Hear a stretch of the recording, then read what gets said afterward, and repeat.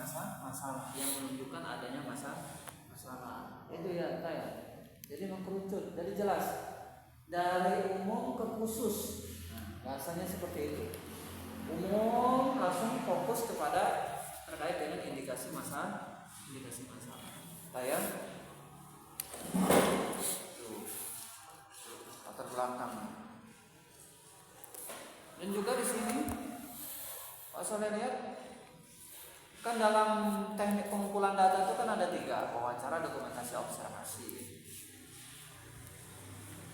Kalau observasi tidak usah pakai footnote, tidak usah pakai footnote. Wawancara sama dokumentasi itu pakai footnote kan. Tapi kalau observasi tidak usah, berdasarkan observasi peneliti gitu aja. Ya. Itu ya, kalau nanti diperbaiki sampai latar belakang ya.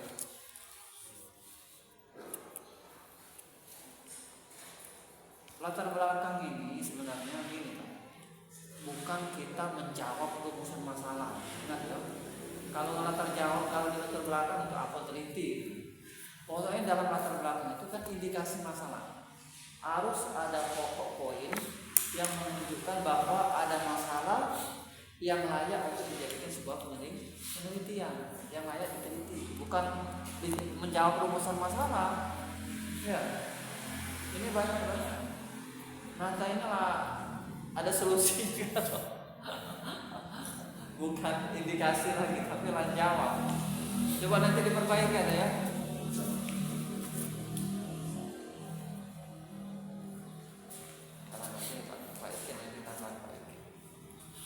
Ini tinjau pustaka. Memang disuruh saya ini sama kurangnya. Tahulah ini model taruh apakah tidak. Nah, kerangka teoretik ya. Kerangka teoretik ini banyaknya, ada 3.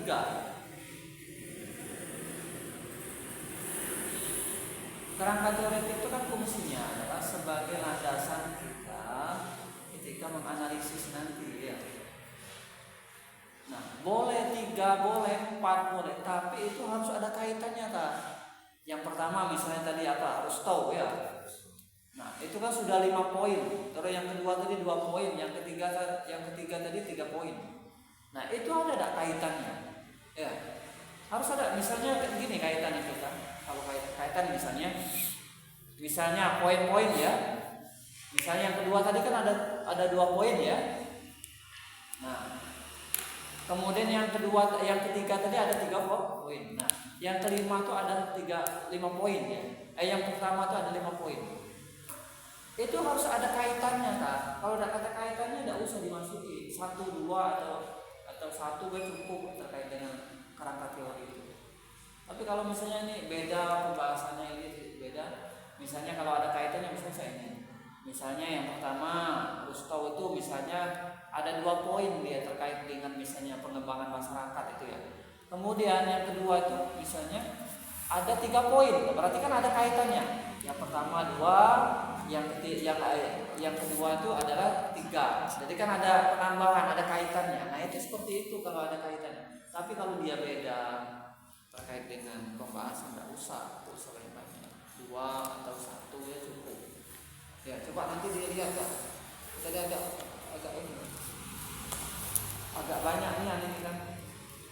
Apa kaitannya ini dengan teori yang pertama, kedua dan ketiga? Ya, kalau tidak ada kaitannya, coba diambil 1 atau 2 saja. Ya. Coba nanti misalnya yang teori yang pertama ada tidak kaitannya dengan yang kedua ini? Yang ketiga itu ada tidak kaitannya? Nanti ya. Kalau tidak ada dibuang kaitan. Banyak-banyakin kaitan.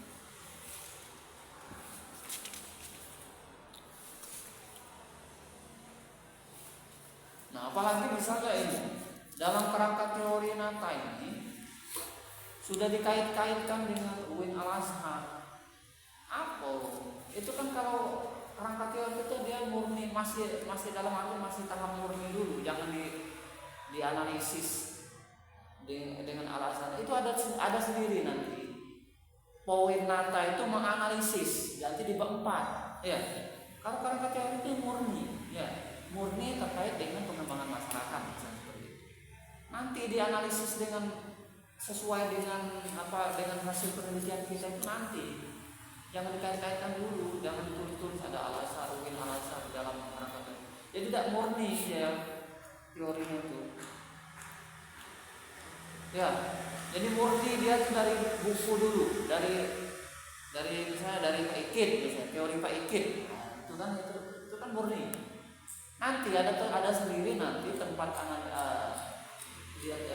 mata cuma analisis nanti di bab 4 ya. Setelah pengumpulan data dari observasi, dokumentasi sama observasi, baru nanti dianalisis, diambil benang merahnya dari hasil dari penelitian itu. Baru nanti hasil itu nanti dikomparkan dengan teori. Ya, apakah sesuai dengan teori? Apakah tidak? Kalau tidak, kenapa? Kalau sesuai, apa yang sesuai? Nah, itu namanya fungsinya itu sebagai landasan berpikir. Ya, saya nggak usah dimasuk-masuk UIN dulu ya di dalam kerangka teori itu. Rancu dia. Mana teori yang Rustaunya, mana yang pendapat Nata tuh bingung. Metode penelitian.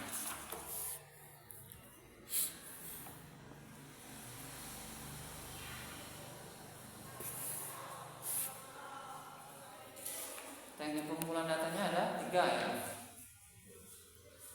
Observasi, dokumentasi,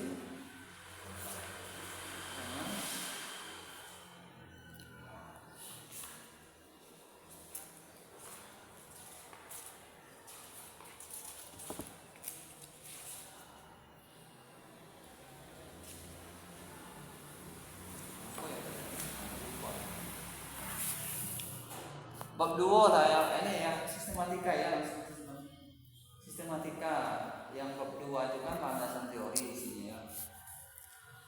Itu yang diisi bukan yang membahas tentang pengertian teori menurut paradigma tentang dampak perguruan tinggi bagi masyarakat, pemberdayaan masyarakat dan pertumbuhan ekonomi masyarakat.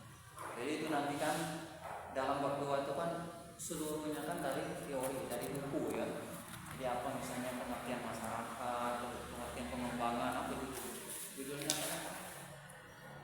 Terkait dengan meningkatkan perekonomian masyarakat. Kita fokuskan di situ. Pengertian pengembangan, ya, pengertian peningkatan atau seperti itu. Pokoknya terkait dengan meningkatkan masyarakat, meningkatkan ekonomi masyarakat. Itu teori-teori terkait yang harus ditulis di dalam bab 2. Ya. Dan itu selengkap-lengkapnya ada kapok dalam bab 2 itu.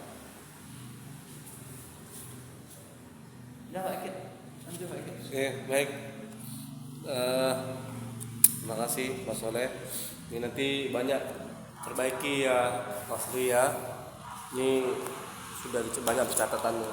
Nanti di copy kasih sama Pak Soleh, sama saya, sama Mas Bram. Ya, nanti ya. Oke, baik, mungkin sedikit aja konfirmasi saja ya Mas Berwi. Judulnya ini Mamang Cak ini ya setelah didiskusikan sama dosen pembimbing, jadi ini masih final. Soalnya ada beberapa, jadi nampaknya kurang cocok, jadi dampaknya masyarakat UIN Al-Azhar ada kontribusinya ke masyarakat gitu Pak. Jadi kalau dampak kan tanpa kontribusi, dengan adanya UIN Al-Azhar mereka terdampak sendiri. Oke, baik. Jadi karena dampak ya, maka dia tidak bisa dampak itu masuk ke dalam. Maka kalau kita ngukur demam badan, misalnya demam nih, ngukurnya pakai apa? Ada alatnya kan? Ya kan? Nah, kalau kamu dampak ngukurnya pakai apa? Kalau dampak ngukurnya pakai apa? Kalau demam ada alat ukurnya kan, termometer, betul gak? Suhu. Nah sekarang kalau kamu demam ada alat ukurnya. Kalau kamu dampaknya alat ukurnya apa? Nah, itu kan dari sini aja lah saya ingin nyampaikan. Maka judulmu ini, Mas Nata, tidak bisa kualitatif ya. Apa tadi? Tidak bisa kualitatif, tapi bisa dilakukan, bisa diteliti menggunakan kuantitatif. Jadi kalau dampak itu ukurnya adalah kuantitatif. Dengan nanti dirubah judulnya, dampak keberadaan Win Al-Azhar Melinggau terhadap, nah, itu baru bisa diukur, bisa ngukur. Jadi terhadap perekonomian masyarakat. Dalam meningkatkan itu dihapus. Dalam meningkatkan itu dihapus. Diganti dengan terhadap. Nah, itu bisa diukur. Bisa kita ngukurnya seberapa berdampak sih kampus ini. Nah, gitu ya. Maka ada alat ukur namanya dampak itu. Misalnya abu vulkanik ini berapa dampaknya? Oh, 55% berdampak pada kesehatan masyarakat. Dari mana kita tahu dampaknya? Maka ada alat ukur. Betul ya? Logika ya? Nah, jadi kalau kamu masuk dampak lalu meningkat nggak nyambung. Kecuali strategi Win Al-Azhar, strategi Win Al-Azhar dalam meningkatkan mahasiswa, bisa jadi baru nyambung untuk kualitatif. Nah kalau ini nggak bisa. Nah kamu cari di mana buku siapa saja. Kalau bicara dampak pasti terhadap. Nah coba buka ini kajian pustaka, coba buka kajian pustaka di situ. Yang slide-mu, slide terus. Besain. Itu yang pustaka ya. Kau baca itu nomor 1 baca. Analisis dampak keberadaan perguruan tinggi dalam terhadap kan? Dia ada alat ukur. Nggak bisa kalau dalam. Kuantitatif apa kualitatif? Kuanti itu. Kuanti kalau baca nomor 2.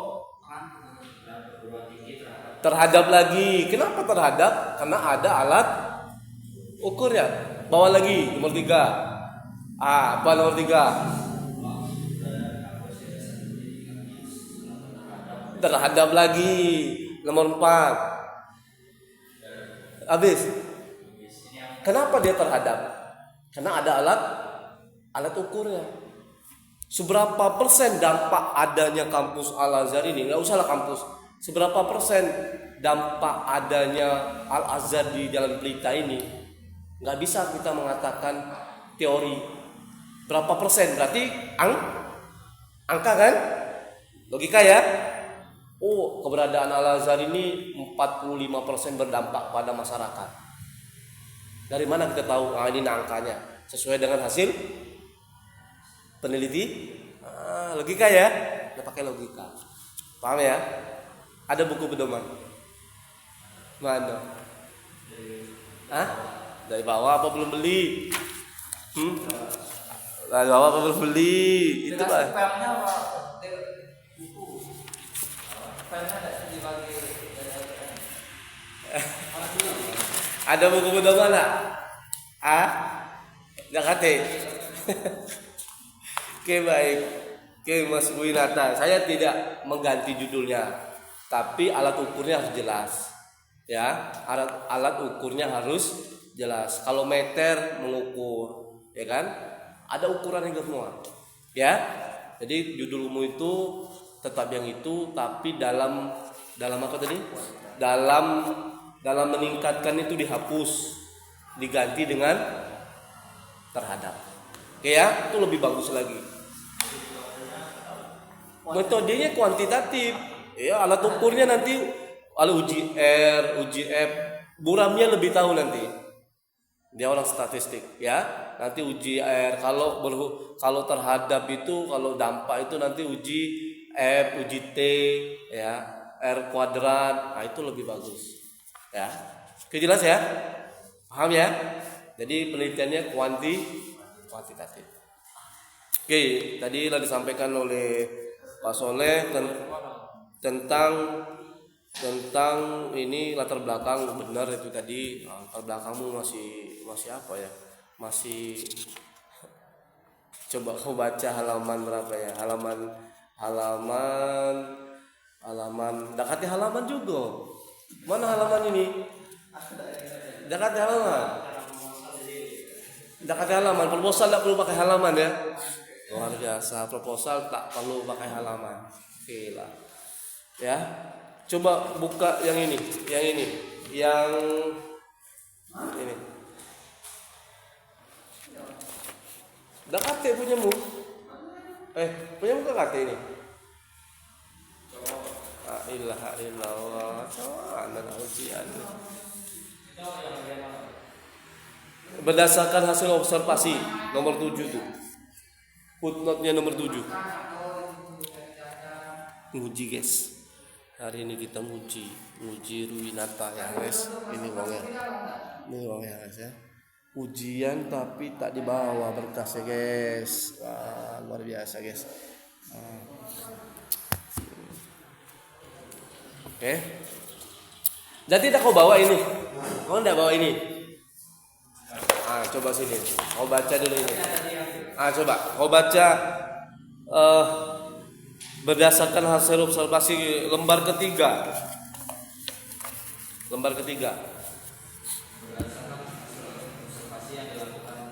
Pada tanggal pukul ya. Coba baca. Berdasarkan hasil observasi yang dilakukan pada pukul 8 hingga 10 di market yang terletak di depan kampus Al-Azhar. Ya itu latar belakangnya. Tidak perlu gak gitu. Berdasarkan hasil observasi. Gitu saja udah cukup. Tidak perlu pakai. Berdasarkan observasi peneliti. Ya sudah, itu aja udah. Oke, paham ya? Nanti latar belakangnya diperbaiki. Nah, footnote-nya sekarang. Ya, lihat footnote. Maka kita penting ya. Dosen kita ini kan beragam. Banyak. Hampir 60 lebih, hampir 100 lebih dosen. Dan memiliki background pendidikan yang berbeda-beda. Ada yang tamatan dari UIN, ada yang tamatan dari kampus negeri ya. Nah, karena kita background pendidikannya berbeda-beda setiap dosen, maka penelitian setiap kampus punya mazhab, punya rujukan. Maka rujukan itulah yang kita pakai. Maka harus punya buku pedoman. Buku pedoman lupa ya. Ya, enggak kata buku pedoman. Ya. Nanti dari misalnya Pak Iki ini tamatan ini, nanti Pak Soleh tamatan ini. Berbeda. Setiap kampus memiliki perbedaan dalam penelitian. Tapi kok bisa sama? Kenapa kok bisa sama? Karena buku pedoman. Lo lihat? Mana buku pedomannya? Tidak bawa. Nah, sekarang saya ingin mengomentari tinjauan pustaka. Saya baca buku baru yang dibuat oleh LP2M, ya saya pahami. Tidak boleh setiap dosen itu berbeda-beda dalam tinjauan pustakanya. Apa tadi? Tidak boleh. Karena kita punya mazhab. Kamu buat tabel, ada tidak buku dalam buku pedoman? Tidak kata kan? Tidak boleh. Nanti sampaikan, Bu, dalam buku pedoman bukan cak ini. Kalau nanti dosennya masing-masing buat punya mazhab sendiri-sendiri, kacau penelitian kita nih. Berbahaya. Kita punya namanya pedoman. Buku pedoman itulah menyamakan persepsi seluruh dosen. Paham ya? Saya tidak menyalahkan tabel ini. Tapi pertanyaan saya, ada tidak di buku pedoman? Tidak kate. Kalau tidak ada, maka ikutinlah buku pedoman supaya kita selamat. Beda-beda nanti. Misalnya saya bimbing kok Pak Iki cak ini. Nanti Bu Lili bimbing kok cak ini. Nanti Bu Ramia kok cak ini. Beda-beda diupload ke internet. Orang bilang kampus ini cak mana? Tidak kate apa peraturan rektor tentang penelitian, peraturan LP2M LP2M mana ini? Kacau. Kalau kacau dalam metode penilaian asesor kurang nilainya. Boleh ya? Susahnya di tata dewe kan. Saya bertemu dengan PG. sakit, kemudian orangnya sakit bimbingnya kan beda-beda kan. Itu berubah, sini berubah, ini berubah lagi. Maka ikutinlah buku pedoman. Nanti uji lagi, berubah lagi. Ketemu lagi dengan dosen lain, misalnya Pak Irwan, buku atau Pak Irwan bukan kayak ini. Untuk menyelamatkan kamu, untuk menyelamatkan Rui, sesuaikan dengan pedoman. Pedoman kita sudah bagus. Tidak kalah kita Pak Soleh dengan kampus-kampus lain. Saya pelajari dari kampus lain kayak misalnya UIN Raden Mata Palembang. Tidak kata beda. Maksudnya bagus punya kita. Tapi jangan dirubah di tengah jalan oleh dosen masing-masing. Tidak boleh. Kalau mau rubah, maka rubahnya dari atas. Rapat dulu dari rektor, rapat LP2M. Kalau sudah rapat dibahas, kalau sudah perubahan, buat SK perubahan. Tidak boleh ya kita ya. Nanti yang tabel-tabel ini dirubah. Lalu bagaimana Pak? Ikutin buku pedoman yang sebelumnya. Beli bukunya. Saya baca, saya ada bukunya. Ya, saya baca-baca tidak kate yang tabel-tabel ini, kecuali contohnya harus pakai tabel, maka kita ikuti. Ya, tidak boleh ngikutin dosen. Kalau kita ngikutin dosen masing-masing, karena background pendidikan dosen berbeda, ada yang dari kampus ini penelitian berbeda, akan kacau. Oke ya, diperbaiki ya. Nanti minggu depan kalau nak bimbingan sama saya, bawa buku pedomannya. Ya, pasti tidak ada. Ya, nambah-nambah tidak boleh. Oke, kerangka teoritiknya banyak nian. Lihat kerangka teoritiknya banyak nian, bolehlah. Sekelas doktor ini teorinya nih. Kalau kebanyak teorinya, apa yang mau diangkat? Apa teorinya? Yang mau kamu lihat itu teorinya apa? Teorinya apa yang mau dilihat? Hah? Perubahan? Ya mana teorinya? Apa teorinya? Teorinya itu banyak. Teori terhadap pertumbuhan ekonomi, tahapan ya terlalu banyak teorinya. Teori ekonomi basis itu kalangan teori apa ya? Kalangan aglomerat itu dokter itu Pak Mas Rui. Ya, nah jadi dokter lah. Sabar dulu, kelas kita beda. Kelas S1, S2, S3 itu beda. Ya. Sederhana, S1 itu tidak usah dibikin rumit, sederhana. Jadi meneliti air minum itu benar dah air minum. Itu baik. Kita udah tahu air minum itu minum. Air minum aqua itu air minum. Nah, sudah itu aja. Kalau S2 itu mana cara menentukan air minum ini sehat, betul ya? S3 baru menemukan teori bagaimana botol ini minum ini nggak perlu lagi pakai selang, pakai pipet. Itu namanya menemukan teori. Kamu air putih itu untuk minum kan? Ya sudah. Aqua itu untuk minum, nggak usah kau tambah-tambah. Ya kata ya diperbaiki. Bapak tidak merubah judul, cuman ngikutin buku pedoman saja. Ya kata ya nanti dirubah. Nah mulai dari ini ya apa tuh namanya footnote-nya. Lihat footnote kampus. Saya lihat kampus kita tuh footnote-nya udah bagus. Tapi kalau lihat punyamu ini masih ada yang apa ya penulisannya belum rapi. Ya bukan salah tapi belum rapi. Ada yang full, ada yang setengah-setengah, ada yang tidak, ada yang rata penuh, ada rata tengah, ada rata enggak, pokoknya ada yang harus perlu diperbaiki. Pokoknya tinggal kerapian saja rata. Ya, nanti diperbaiki mulai dari latar belakang, mulai dari tujuan dan manfaat diperbaiki ya. Oke, judulnya disempurnakan. Ya. Karena kita punya alat ukur. Untuk mengukur tinggi kayu pakai meteran. Mengukur suhu tubuh kalau demam atau tidaknya termometer. Kalau nak mengikuti dampaknya berapa persen dampak keberadaan kampus ini, tidak bisa pakai kuantitatif.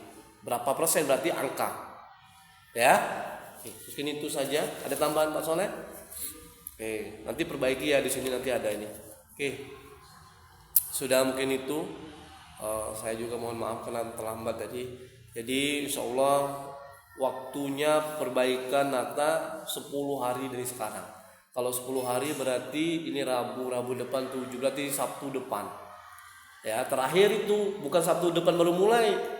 Sabtu depan itu Sabtu depan tuh tanggal 9, 10. Ya, 10 ya. 10 Mei. Bukan baru mulai. Bukan baru, tapi udah terakhir. Perbaikannya 10 hari. Kalau sudah perbaikan nanti kami tanda tangan, silakan ajukan kepada Pak Arfianto untuk minta buatkan pembimbing 1, pembimbing 2 siapa. Oke ya, paham ya? Mungkin itu saja dari kami. Mungkin ada tanggapan dari Mas Rui? Cukup. Oke, kalau cukup mungkin itu saja. Kami mohon maaf. Terima kasih banyak. Kita tutup dengan lafaz hamdalah. Alhamdulillahirabbil alamin. Assalamualaikum warahmatullahi wabarakatuh.